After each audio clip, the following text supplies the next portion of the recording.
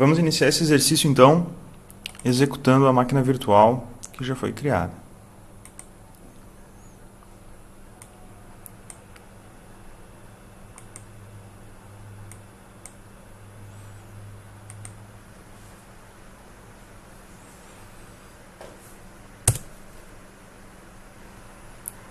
Muito bem, realizem o login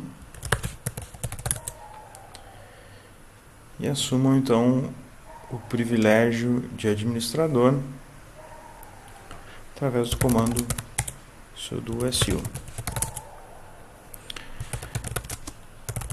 Como eu falei, o apt-get update ele serve para que vocês baixem os repositórios mais atualizados, né? Então, para fazer a instalação dos pacotes. Em alguns casos é necessário realizar uma atualização dessa lista de pacotes.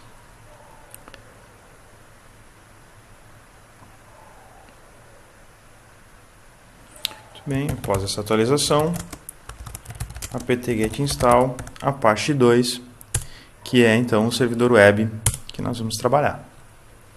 Ele realiza o download do pacote.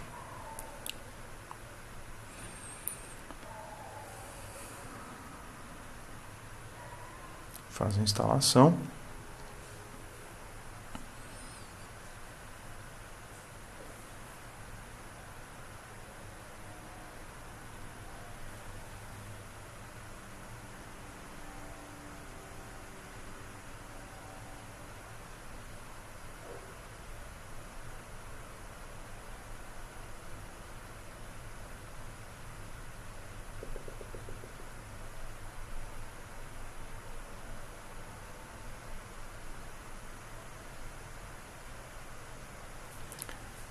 Bom, nesse momento, então, ele criou um diretório chamado var www, que contém lá o arquivo index.html, que é o arquivo padrão do Apache.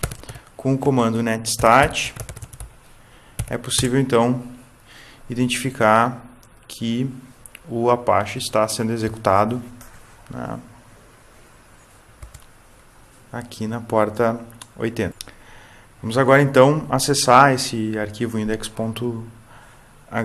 Bom, primeiro precisamos saber qual é o IP, né? Qual é o endereço IP que o nosso servidor possui. No meu caso aqui, vocês podem observar que a placa ETH0 possui IP 10.0216/24. Né? Vocês podem ver aqui nessa linha abaixo do número 2 ali, que tem a descrição do ETH0, tem ali inet 10.0216. Bom, o que eu vou fazer agora então? Vou abrir o navegador. Vou abrir o navegador e vou colocar aqui 10.0216 e estamos acessando então aqui o servidor.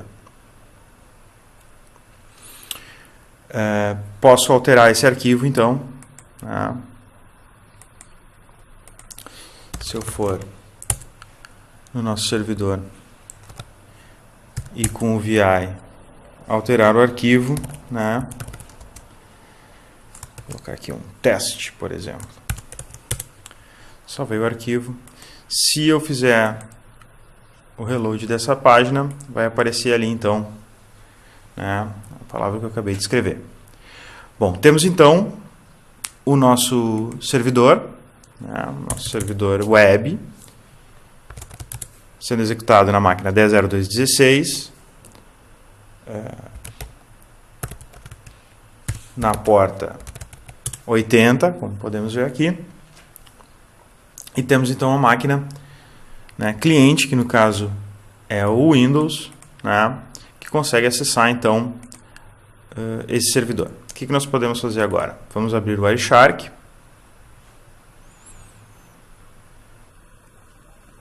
E vamos capturar a comunicação entre o cliente e o servidor.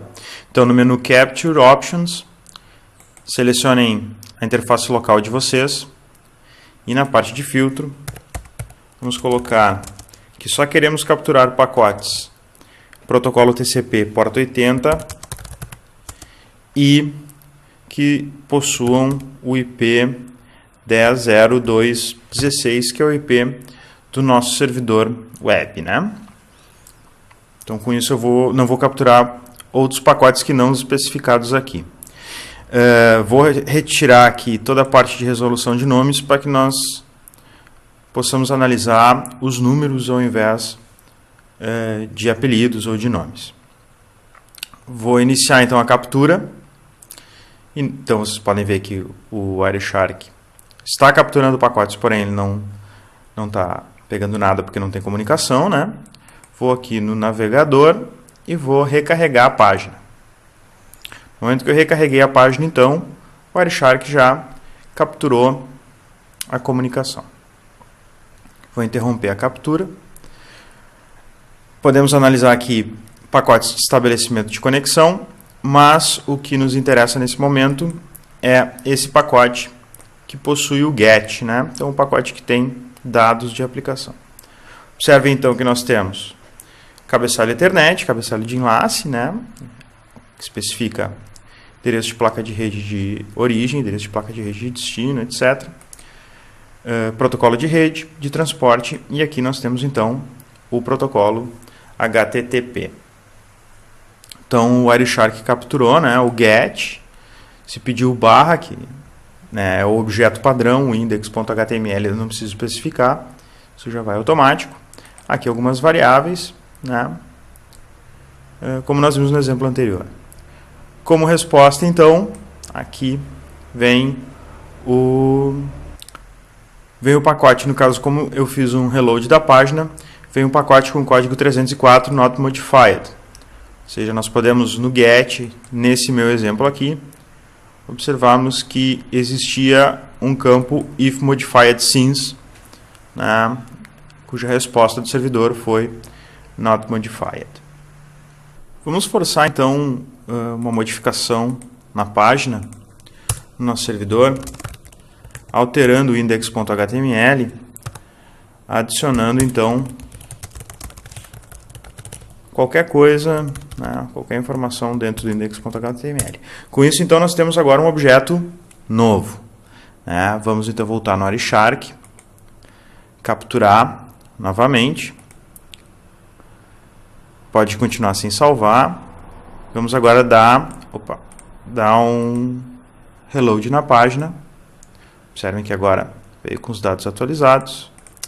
E no Wireshark, então, nós temos o GET. Esse GET tem o if modified since, porém agora, como resposta, nós temos um 200 ok, ou seja, esse objeto foi modificado e o conteúdo do objeto novo está aqui. Então vocês podem ver que existe aqui, na realidade, o HTML, aquele mesmo HTML que está no arquivo index.html, né? Ele foi enviado, então, do servidor para o cliente. Bom, uma outra coisa que nós podemos fazer é um teste utilizando não o navegador, mas utilizando um software de conexão para simular um navegador. Nós podemos fazer isso a partir do próprio servidor. O que eu vou fazer aqui? Bom, existe um programa chamado Telnet.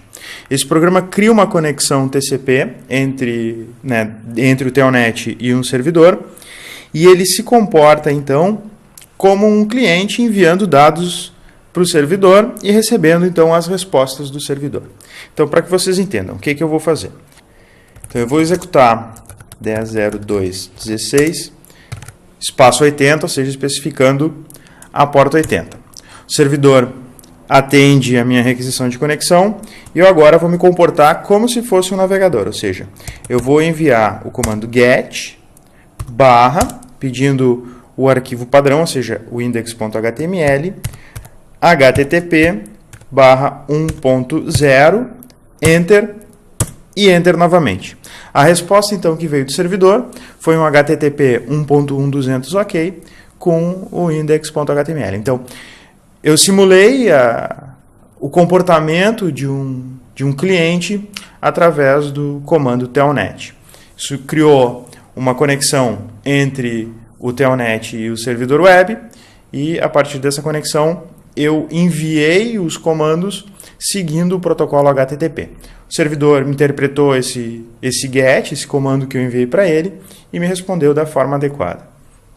Se eu enviar qualquer coisa que não seja interpretada como correto pelo servidor, vamos simular aqui, vou botar qualquer coisa, Enter, e ele vai me dizer então, olha, 501, método não implementado, tem algum problema aí na tua requisição.